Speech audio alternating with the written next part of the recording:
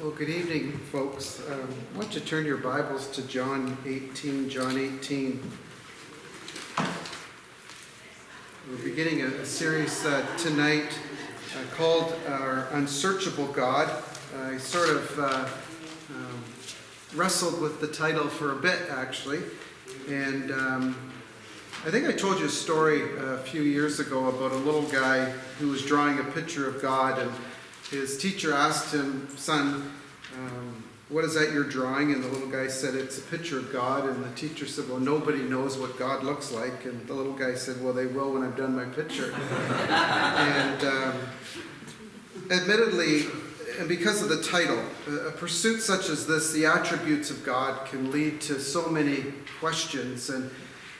But our Christian culture today tends to be probably almost overwhelmed by questions, and they're not assured by the many answers, actually, that the Bible does give to us. And I also wrestled with how to begin this series. I thought two of the most great confrontations between humanity and God. One is, I think, with Moses, of course, on the burning bush where he speaks to God. But the other one, even more stark, I think, is probably between Pilate and Christ, where they stand face to face looking at each other. Pilate represents the secular world, really. And Christ, of course, as a human there, but as God, standing before Pilate. And in the passage we've turned to, Christ here is on trial. The trial of Christ actually had two stages. There was the Jewish trial, and then eventually would be the Roman trial. And the Jewish trial began as a preliminary hearing before Annas, the former high priest. And in John 18, look with me at verse 12. "So the Roman cohort and the commander of the officers of the Jews arrested Jesus and bound him and led him to Annas first, for he was father-in-law of Caiaphas, who was high priest that year. Now Caiaphas was the one who had advised the Jews that it was better for one man to die on behalf of the people." And then it continues on. Look with me at verse 19. "The high priest then questioned Jesus about his disciples and about his teaching. And Jesus answered him, 'I have spoken openly to the world. I have always taught in synagogues and in the temple, where all the Jews come together, and I spoke nothing in secret. Why do you question me? Question those who have heard what I spoke to them. Behold, they know what I said.' And when he had said this, one of the officers standing nearby gave Jesus a slap, saying, 'Is that the way you answer the high priest?' Verse 23, Jesus answered him, 'If I have spoken wrongly, bear witness of the wrong. But if rightly, why do you strike me?' So Annas sent him bound to Caiaphas, the high priest." The Jewish trial then moves, of course, to Caiaphas. And I want you to turn back to Mark 14. Mark 14.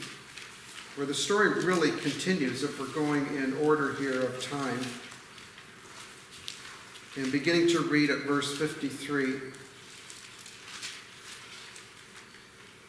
"Then they led Jesus away to the high priests, and all the chief priests and the elders and the scribes gathered together. And Peter followed him at a distance right into the courtyard of the high priest, and he was sitting with the officers and warming himself at the fire.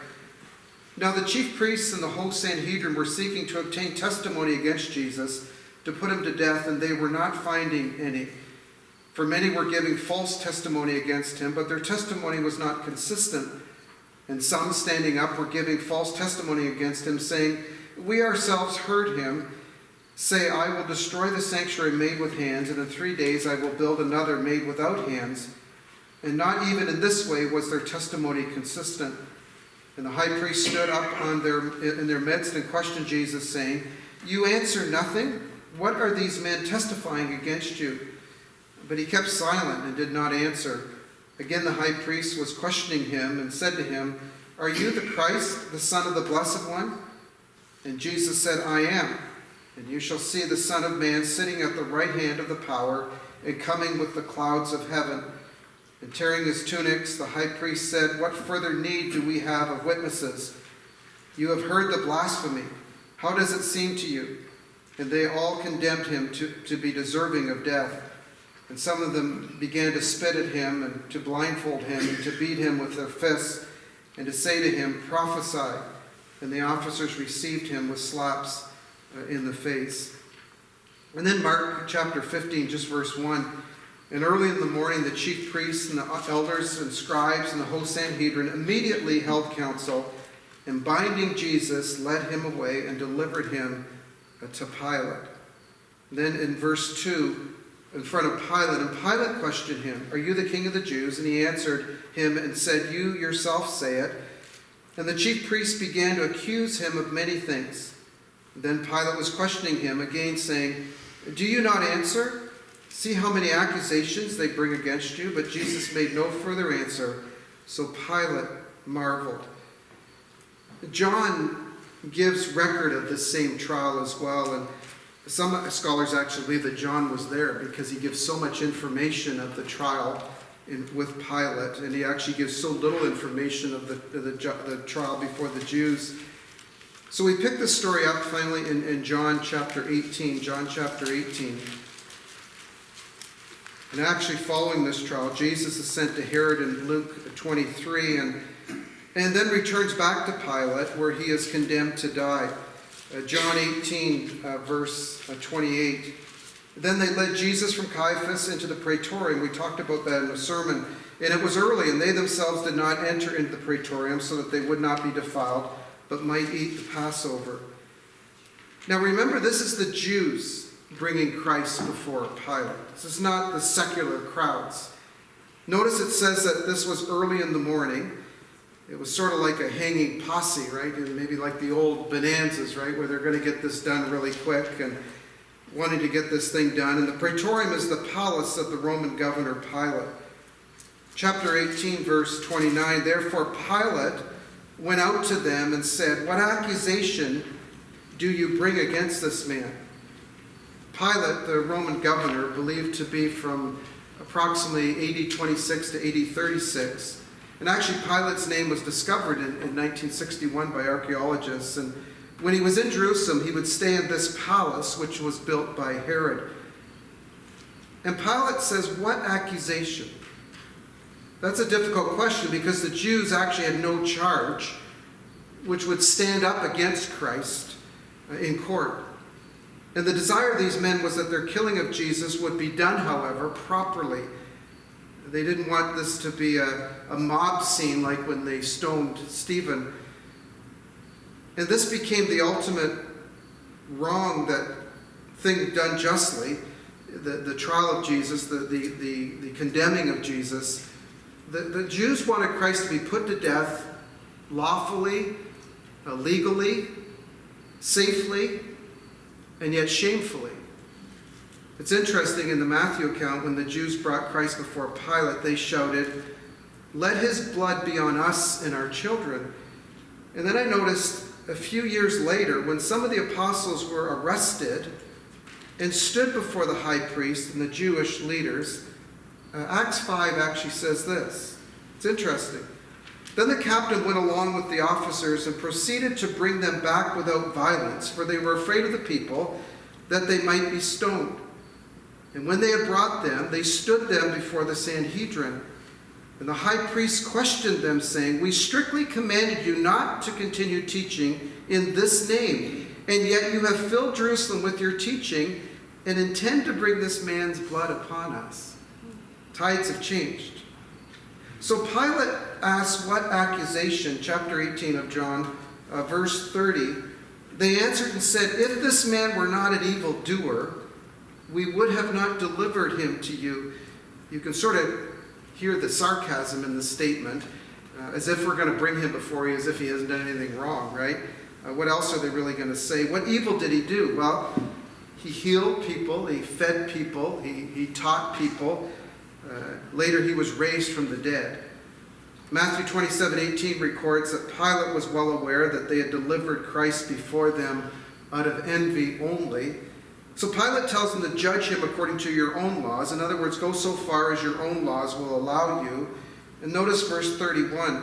So Pilate said to them, "Take him yourselves and judge him according to your law." The Jews said to him, "It is not lawful for us to put anyone to death." So without a Roman charge, there's no Roman trial. Verse 32, in order that the word of Jesus, which he spoke, would be fulfilled, signifying by what kind of death he was about to die. Jewish execution was by stoning. But in AD 6, the right for Jews to execute anyone taken away from them was taken away from them by the Romans. And the Romans, not the Jews, had to put Christ to death. But there's something interesting there in verse 32 as it mentions a certain way in which Christ had to die. What kind of death he would have to die. And therefore, he would bear this curse. Look with me here at Deuteronomy 21. It says, and if a man has committed a sin, the judgment of which is death, and he is put to death, and you hang him on a tree, his corpse shall not hang all night on the tree, but you shall surely bury him on the same day, because cursed of God is he who is hanged, so that you do not make unclean your land, which Yahweh your God gives you as an inheritance. That's why Paul said in Galatians 3:3 that Christ must be a curse for us. Back to John 18, look with me at verse 33. Therefore Pilate entered again into the praetorium and summoned Jesus and said to him, are you the king of the Jews? And Jesus answered, are you saying this from yourself, or did others tell you this about me? Pilate is standing in his palace in his royal robes, attended by or in front of all his attendants, and he asked this beaten, poor outcast, are you the king of the Jews? It's interesting that someday Pilate will stand before Christ in the great white throne judgment, and Pilate will be judged by Christ according to Pilate's works. Verse 35, Pilate answered, am I a Jew? Your own nation and chief priests delivered you to me. What did you do? Jesus answered, my kingdom is not of this world. If my kingdom were of this world, then my servants would be fighting so that I would not be delivered over to the Jews. But as it is, my kingdom is not from here. Christ answers Pilate with this, that his kingdom is not of this world, not that it has nothing to do with this world, but that it did not originate in this world. And really what Jesus was telling Pilate is that his kingdom was no threat to Rome, as it was a spiritual kingdom, yet one day it will be an earthly kingdom. Verse 37, therefore Pilate said to him, so you are a king? Jesus answered, you yourself said I am a king. For this I have been born, and for this I have come into the world, to bear witness to the truth. Everyone who is of the truth hears my voice. Pilate said to him, what is truth? And when he had said this, he went out again to the Jews and said to them, I find no fault in him. What is truth? See, Pilate didn't understand who Christ was. Pilate appears to be Christ's friend here, actually. He's the one that says, I find no fault in him. He's the one with the authority. He's the one with the power. In verse 39, he's actually ready to release Jesus. I thought many today probably would consider Christ as their friend, but would not worship him as their Lord.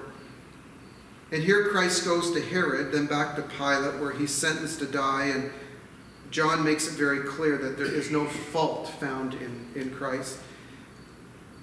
And it's really mind-boggling when we consider God here of all these events, the events of the crucifixion, considering all that's involved.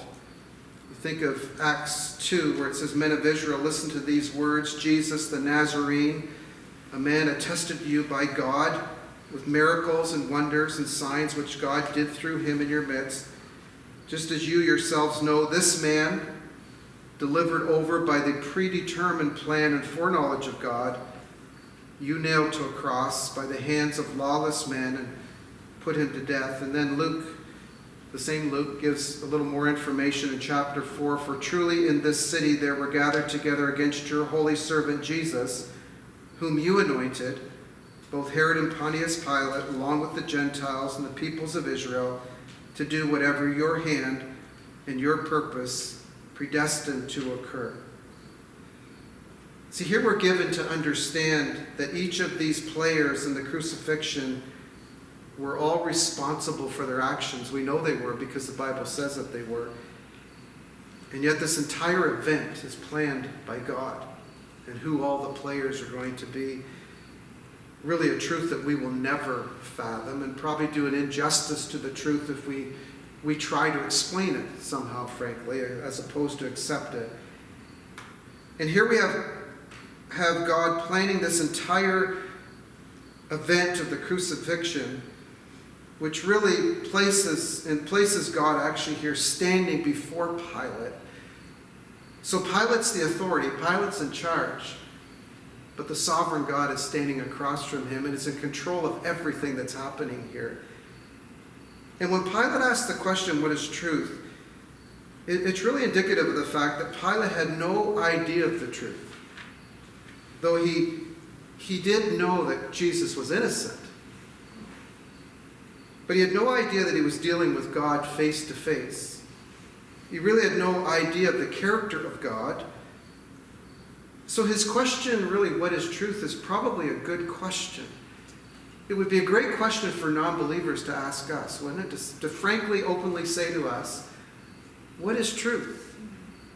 Because the world is afraid of that question because, as we said this morning with the Word of God, our secular society would never consider that one source or one person would be the ultimate truth, would explain everything and know everything. Truth is defined here by Matthew Henry. He says, truth is that which is consistent with the mind, will, character, glory, and being with God. Even more to the point, truth is the self-expression of God. Truth cannot be adequately explained, recognized, understood, or defined without God as the source.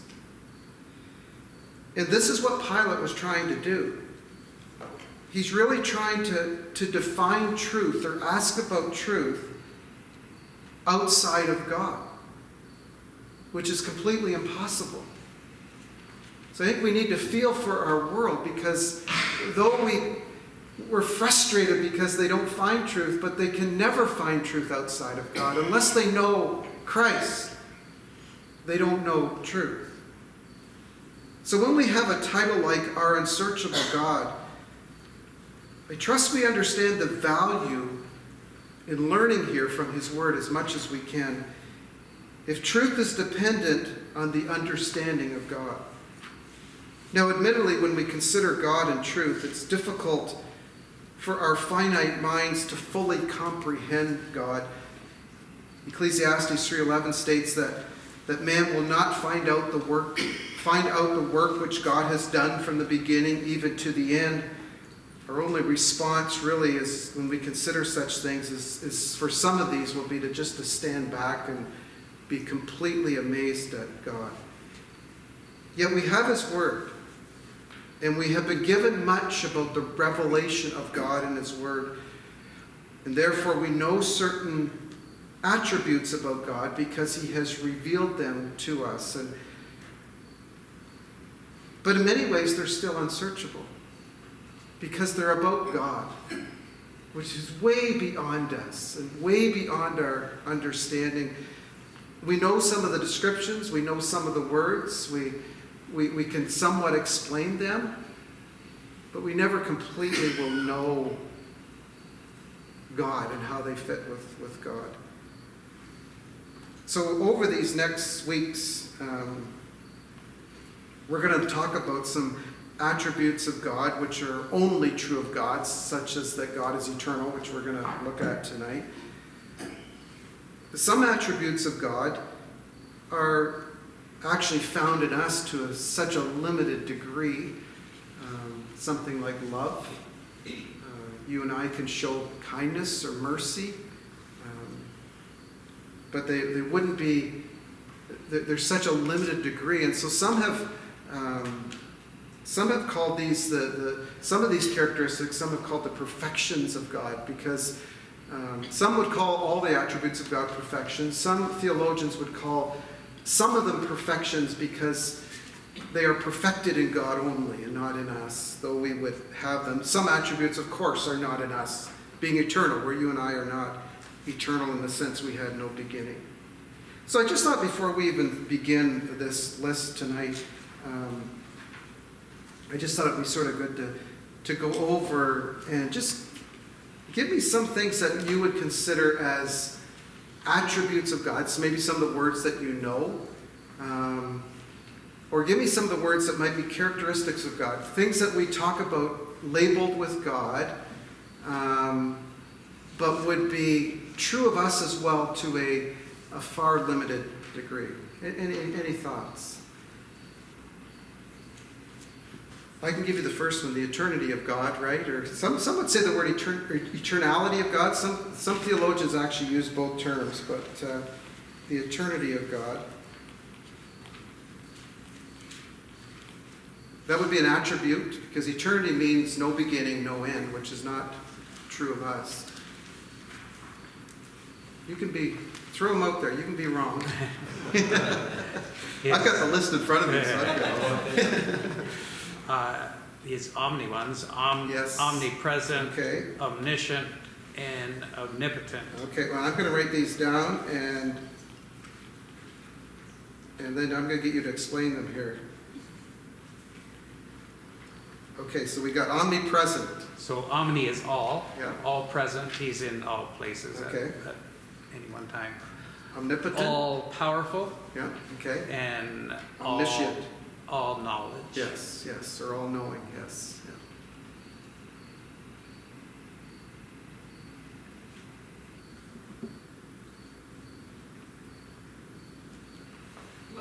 Loving, okay. And that would be a characteristic of God, right? Why a characteristic and not a attribute? And this is just our own, helping us with our own thinking. I'm not trying to be real theological here, but why would we say characteristic to him and not attribute? Because we can be loving. Yes, okay.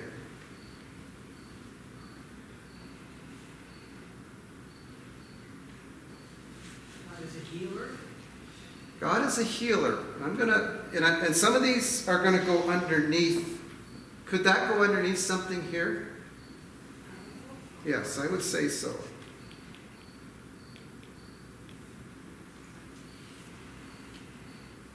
Cannot tempt, he cannot lie. Okay, let's, how would we describe that? Sinless. Okay, we're getting closer here. And that's the right answer. Perfect. Yeah, perfect. Holy. Theologians, holy. Yeah, holiness of God. That would be well, that's a toughie. I'm going to put this under attributes, I think, because it's to even put holy beside our names is even to a small degree. But I also want to go back to the other term that theologians often use, starts with an R, when we talk about his, Righteous. yes, the righteousness of God.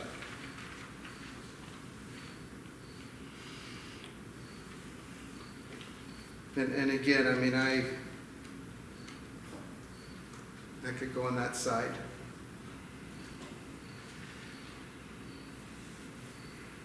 Because I want to explain this. I don't want to just throw it out here and wonder what we're talking about here. But you and I can be loving. We actually can. But we're not loving like God is loving.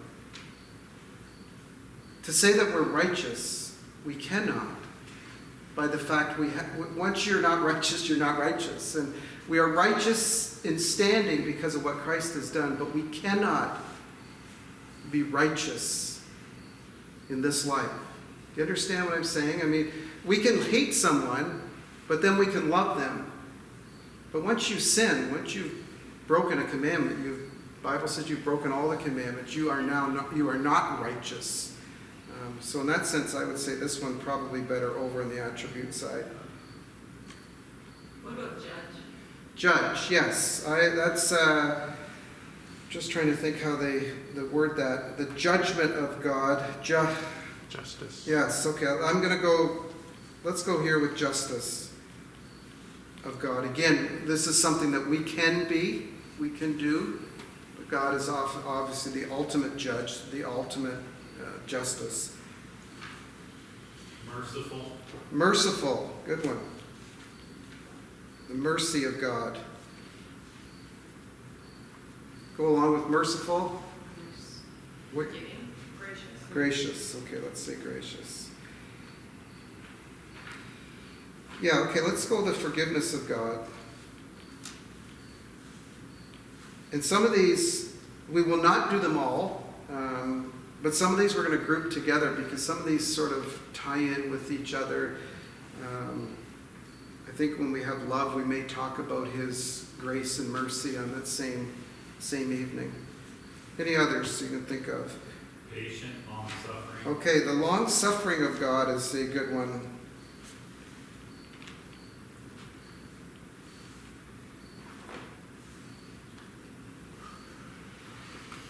Yeah, I think we could put patience of God here too. Thinking dependability or faithful or. Okay, yeah, I think we could. Endlessly dependable. Yeah, I think the term would be the faithfulness of God.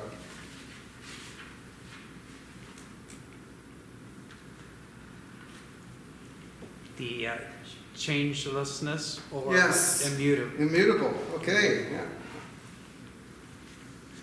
Or the immutability of God, right? He's unchanging, right? There's one big one you haven't got. Think of the verses we just looked at. God, during the crucifixion. What's God displaying there? Is what? The whole crucifixion scene. Saving Well, power. yeah. Humility. What'd you say? Humility. When I'm thinking that, thinking from God, we're thinking God the Father here. The whole crucifixion. What's He displaying? Sovereign. His sovereignty, the sovereignty of God. That's a big one. If I do a little messy, you won't mess up. You won't criticize for my spelling.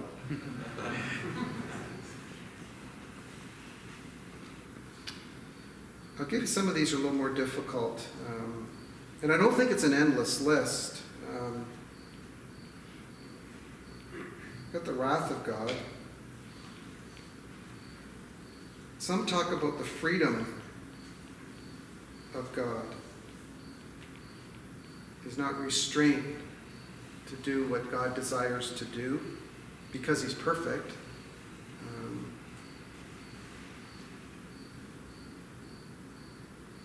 Under characteristics, another big one would be the wisdom of God, which I suppose would be this omniscience of God, could tie in with that. Yeah, that's good. Any other thoughts?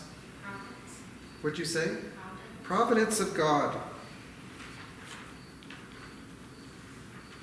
Yeah, we should talk about that when we get to sovereignty, really, because they sort of tie in together, don't they? The sort of the big picture of what God is doing, right? Okay. I think it was in John, first John says God is light. Yes, God is light. Yeah, does it really fit into this? There's no darkness at all. Mm-hmm. How light is a characteristic. Yeah, yeah. Maybe we should. I'll make a note of that, Michael. I mean, it may tie in with His holiness, even, right? So I want to begin tonight with the eternity of God, or eternality of God, depending on which book you're looking at, and that God exists endlessly. Some have described this as God goes forward, backward, without any interruption. There's nothing that stops Him from viewing the world at any time, at any place. Louis Berkhoff, he said this: the perfection of God whereby He is elevated above all temporal limits and all succession of moments, and possesses the whole of His existence in one indivisible present. I suppose we might say that God is, in a simple way, say that God is outside of time, or at least human time.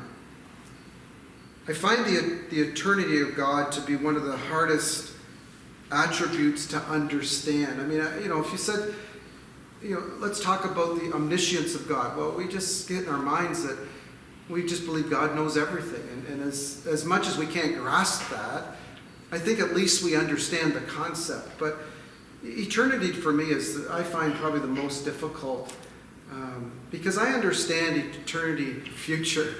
In fact, I would have a hard time not understanding it. Like, I would have a hard time not thinking that I will never always exist somehow, right? But to think eternity past, I mean, I don't know how we can't wrap our minds around that. And probably because we don't know it as humans. But we seem to learn eternity future in our minds, but eternity past. And somewhat interrelated with his eternity would be his self-existence, that he always has existed.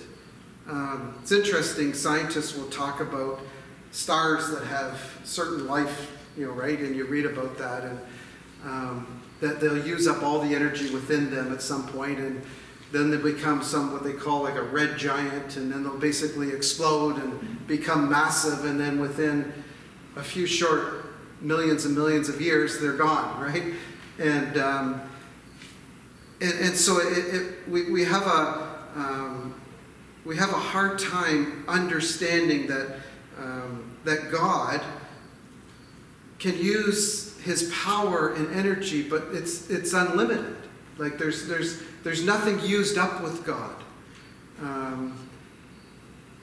And we don't want to get, my sister reminded me of this week, we don't want to get the idea that when God deals with humanity, there's something taken from him in the sense of he hurts with us and his emotion is with us. But it's not like a magical trick that God does that has no bearing on him. It does.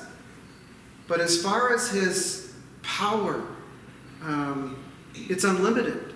It just continues on and on. It's self-existent is a word that we should at least know about, that God has always existed. That's an amazing truth about God in regards to his being eternal. I read that the sun, we need to worry about it because scientists believe the sun will disappear in about 6 billion years. And that at some point, in a shorter time, it's going to become so big it'll swallow up the earth. So I was reading how when they said that humans will be gone, how would they ever know that? I started laughing just reading about it. They said at some point it would be better to live on Mars. I thought, good, that's good to know, right? But God is eternal. Abraham first calls God the everlasting God in Genesis 21, and then Moses says this in Psalm 90, Lord, you have been our dwelling place from generation to generation. Before the mountains were born, or you brought forth the earth and the world, even from everlasting to everlasting, you are God. For 1,000 years in your sight are like yesterday when it passes by, or as a watch in the night. And Peter tells us as well that 1,000 days are like one day with the Lord. And so I want to ask the question, how does God view the succession of events in our world? What do you think? I have something that's not answering what you're asking. Go ahead, Ian. But as you're talking about like the eternity past, it just made me think of, like, I don't think it's on the list, the communality of God. So, because he existed as three eternally. yes, okay. And so he always has existed in community. Yes. Right? Yeah. With himself. Mm-hmm. And so that's an attribute, I guess, right? Yeah, and some would describe that as the unity of God, Yeah. the Father, Son, the Holy Spirit, in eternity past. Yeah. That he's self-sufficient. He doesn't need humans. But chose the freedom of God to create. Yeah. With regard to time, if you want to use that term, Yep. I've heard it said time is a parenthesis in eternity. Okay. It's just there, but eternity's here. Yeah. Like just a little blip. Yes. Yeah. I thought it was an illustration of helping us conceive, because to us, time has always been, hey, Mhm. go back, whatever, Yeah, we always to think the it. life of Christ and the way before, Yeah. history and so on. Yeah, And we know what's going on at Yeah. this moment in time, yeah, parenthesis in time. yeah. And sometimes we can think of that, we describe that God knows, the past events and he sees the future events as much as he does the past events. And they're really just human ways of trying to make words to describe what we may know about God. It's almost impossible It to is. conceive, Yeah. isn't it? Yeah, yeah. It's interesting, the same John who saw Christ before Pilate heard him condemned to die. At one time, Christ said when John was in his presence, I am Alpha and Omega, the beginning and the end. So I thought tonight we would close with just, what do we learn from God's eternality? We've never experienced eternal life in the sense, and none of us that I know of have ever died and come back to life and living here for eternity, though we as Christians really live for eternity. Really the moment that we receive Christ as far as life described in the Bible, as opposed to eternal death, which is an existence, in a sense is a life, but it's outside of God. So all in that sense we are all eternal. But I thought the eternity of God, understand our eternality.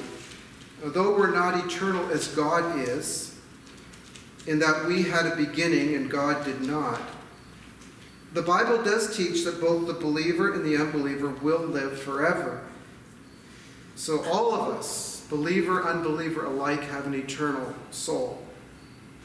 And that the soul will live into eternity after death with God in heaven, or without God in hell. The warning of understanding this comes from the words of Deuteronomy. It says, would that they were wise and that they had insight into this, that they would understand their future. The question of our eternal existence is clearly answered in the Bible. That's why the writer says, oh, that they were wise, that they would understand.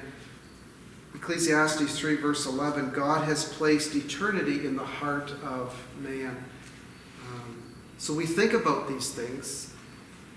And it'd be interesting to know what unbelievers think about these things.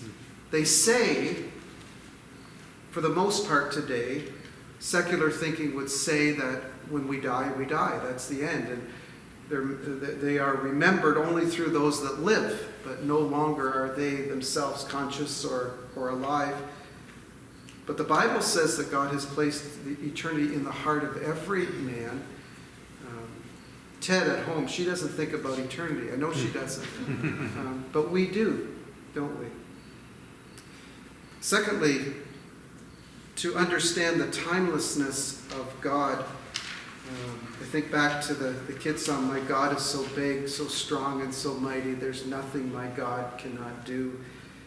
We've already mentioned our amazement with God orchestrating the crucifixion. And another passage I want you to turn to is back in Daniel chapter 4. Daniel chapter 4.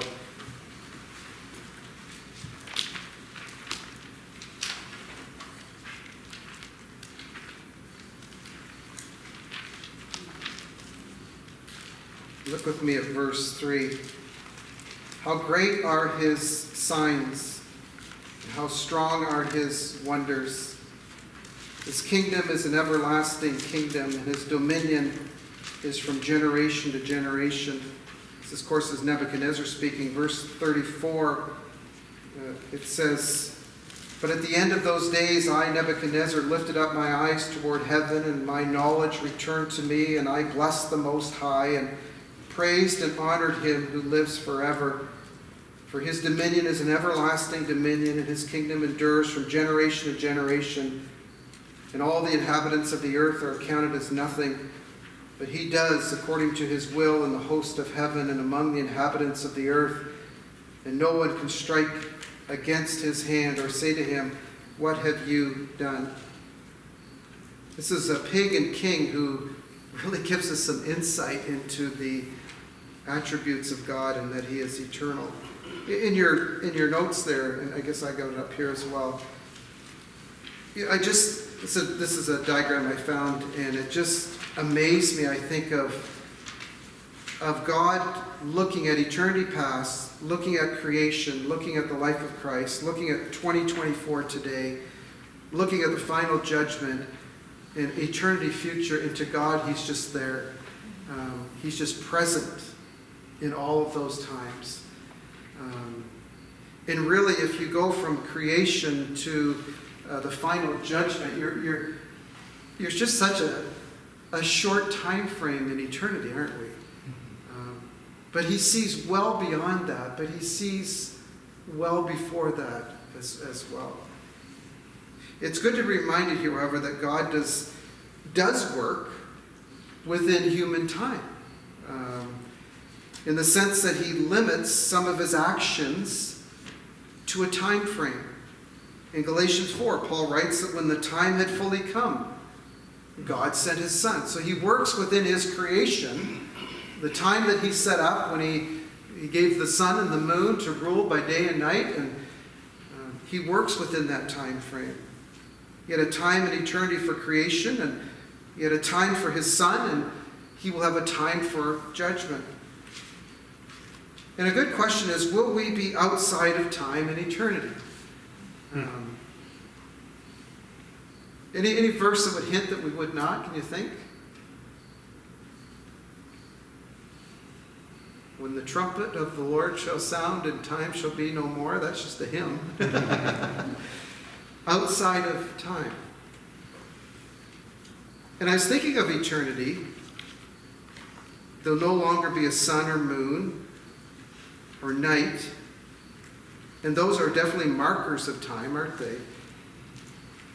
However, there are events talked about in heaven. So in our minds, the fact that I was thinking, we cast our crowns at Christ's feet.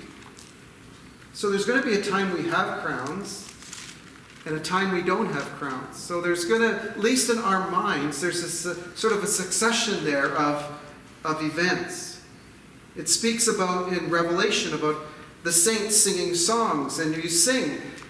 There's the start of the song and there's the end of the song. So there is some kind of succession there of an event of a song. Revelation 22:2 speaks of the tree of life yielding its fruit in its season. I don't even know what we make of that, frankly, but it certainly speaks of succession of time.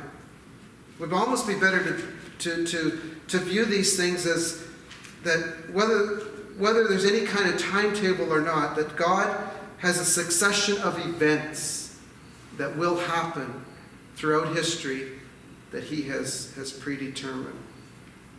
Finally, just want to understand God's control over eternity. God has never, nor will he ever, cease to exist. And therefore, we'll talk later about his sovereignty of all things, and understanding that God will always be present, always existing, then our eternity in his sovereignty is always assured, isn't it? Because he's always here. Always has been, always will be here. We'll speak more about that in later series, but I want to stress here the Lord's control in eternity of the past, the present, and the future. And just to think that his control over creation, his control over the days of Adam, his control over Israel and the people of Israel and Moses bringing them out of Egypt, and you think of his control over Daniel and his friends in Babylon, and the control of the crucifixion, his control here in 2024 that he displays every day, his control of future events and his control of the future eternity. And it's amazing and mind-boggling, and he sees all these events the same. That he sees today your eternity, but he also sees you today. And he saw you billions and billions of years before you were ever born. He knew you. and plan for you.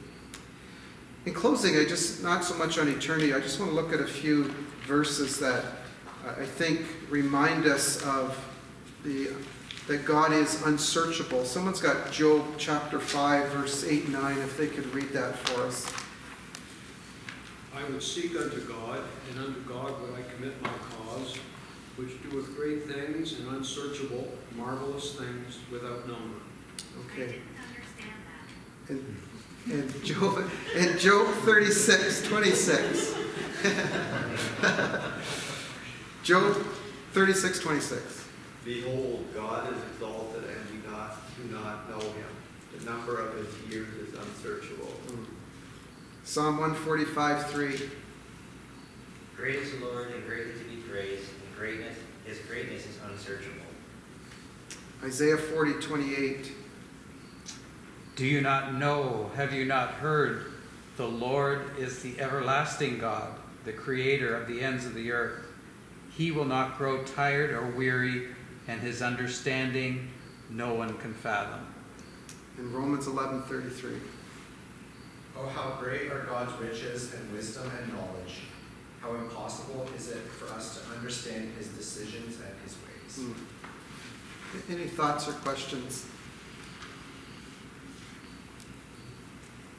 I think oftentimes, like, for us, in order for us to understand something, we have to either, like, experience it or, like, compare it to something, right? So, but there's nothing that we can get. Yeah. Right? There's nothing Yeah. we can compare it to. Yeah.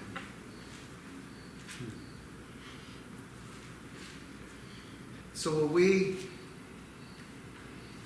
understand eternity without time?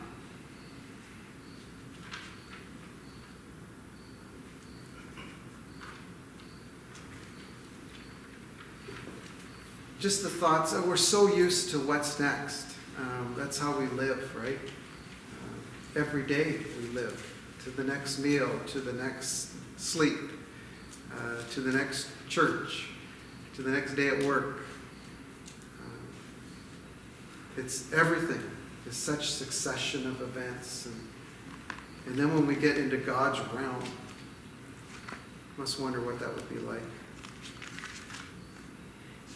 I don't think we'll have any suggestions. I just have a thought that keeps coming in my head. Yeah. It's kind of like as a mother or a parent, you raise your children, and there's a saying that people say, you know, the days go slow when your kids are little, but Yeah. the years go fast. And so as you get older, you look at time different than Yeah. we did as a young. I don't know if that's any kind of comparison Yeah. to anything, but Yeah. like you see everything from a totally different perspective as a grandparent than you do as a parent. Yes, yeah. And you see how some of those things that were such a big deal when you were younger are Yes. nothing. Yeah, And I don't know. Yeah. Well, just learning the bigness of God as we gain wisdom, and then even in eternity, trying to even fathom, and I think we'll be pretty speechless when we get there. Yeah, Scott. So eternity is after the millennial reign of Christ, or you're Yes. considered a millennial Yeah, reign we of would. Christ? Yeah, well, again, most would call that the eternal kingdom. Yes, after Christ's earthly reign here. Yes. Yeah. Because if we understand the millennial kingdom as a literal 1,000 years, which we hold to, again, we're within a time here, and we're on earth, right? Because we understand there still be the signs that the Lord gave us to mark time for us. But beyond that, when the sun and the moon are gone, I guess they say time is no more. That's a song too, I think, isn't it? Well, it does say in Revelation chapter 4, and referring to the creatures there, it says day and night they never stop saying, Okay, yeah. holy, holy, holy. Yeah. When you think of eternality, these creatures just keep Yes. professing Yeah. the holiness of God. we think, oh, they must need a rest at some point. They must need to take a break. But when there's no time. Yeah. I always think of eternity too, and my mind, I just think of the build-up to meet Christ, of Christians gathering of all time, assembling together, and this could go on for years. Who even knows, right? And then all of a sudden, the Father says, "This is my Son, in whom I am well pleased," and the ovation just is day and night. And just continuous praise. Okay, got some questions here for you. What would it mean for us to have a greater understanding of eternity as Jesus did? So just think of some of the reactions of Christ standing before Pilate, or just even during Jesus' life, where he had a greater understanding, obviously, than we ever would of eternity as Christ did. And I want you to think of his purpose and those kinds of things. Second question, discuss the truth that we will live for eternity without the attribute of knowing all things yet to come. We may not be like God. Well, we won't be like God. So we are in eternity. God has a succession of events that will occur, but I'm going to suggest we don't know everything. We're not omniscient like God is. So here we are in eternity with God, but still maybe not knowing exactly what God has planned for those who love him. And the last question, these are easy questions. What comfort is there in knowing that God is eternal? Imagine if you just realized this today. Just think of the unbeliever, if he was actually completely amazed today that God existed for eternity past and eternity future.